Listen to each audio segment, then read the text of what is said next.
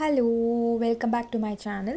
അപ്പോൾ കടയിൽ പോയിട്ട് വരുന്ന എന്നെ കാത്തു നിൽക്കുന്ന എൻ്റെ കുറച്ച് അയൽവാസി കൂട്ടുകാരെയാണ് ഞാൻ കാണിക്കാൻ പോകുന്നത്. എല്ലാ ദിവസവും പുറത്ത് പോയിട്ട് വരുന്ന സമയത്ത് അവർക്ക് കുറച്ച് ബിസ്ക്കറ്റ് പതിവുള്ളതാണ്. ഇത് വീടിനടുത്തുള്ള സ്ട്രീറ്റ് ഡോഗ്സാണ്. അപ്പോൾ ഇടയ്ക്കൊക്കെ അവർ ഇങ്ങനെ ഫീഡ് ചെയ്യാറുണ്ട്.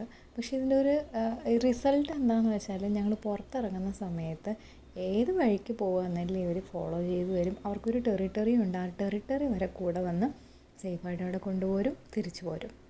ഇത് തന്നെയാണ് റെഗുലറായിട്ട് നടക്കുന്നത്. ഒരു ഭയങ്കര സ്നേഹപ്രകടനമാണ്. ഇപ്പോൾ കുറേ ആൾക്കാരുണ്ട്. ഇന്നിപ്പോൾ 3 പേരെ വന്നിട്ടുള്ളൂ. അപ്പോൾ ബിസ്ക്കറ്റ് കൊടുക്കുമ്പോൾ ഉള്ള പരസ്പരം അങ്ങോട്ടും ഇതിൽ മെയിലും ഫീമെയിലും ഉണ്ട്. അങ്ങോട്ടും ഇങ്ങോട്ടും ഉള്ള അടിയും വഴക്കും, ഒരാൾക്ക് കൊടുക്കുമ്പോൾ അടുത്ത ആൾക്ക് കുശുമ്പാണ്. അപ്പോൾ ഇങ്ങനെയുള്ള പിന്നെ ചാടിക്കയറാൻ വേണ്ടിയിട്ടുള്ള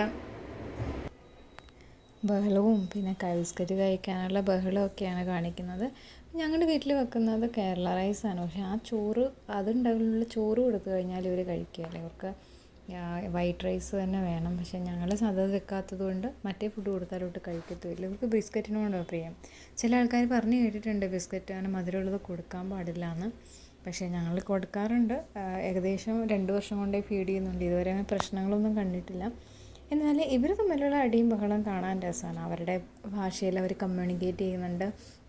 ഇതെല്ലാം കഴിച്ച് കവറ് കളയുമ്പോഴുള്ള ആ ദയനീയമായിട്ടുള്ള നോട്ടവും അതൊക്കെ ഒരു കാണേണ്ട കാര്യമാണ്. ശരിക്കും ഒരു നേരത്തെ ഫുഡ് കൊടുക്കുമ്പോൾ മൃഗങ്ങൾ മനുഷ്യരോട് കാണിക്കുന്ന സ്നേഹം മനുഷ്യർക്കിടയിൽ പരസ്പരം ഇല്ല എന്നുള്ളത് ഏറ്റവും സങ്കടകരമായ കാര്യമാണ്. അപ്പോൾ മറ്റൊരു വീഡിയോയുമായിട്ട് അടുത്ത പ്രാവശ്യം കാണാം. അപ്പോൾ ടാറ്റാ, ബൈ ബൈ.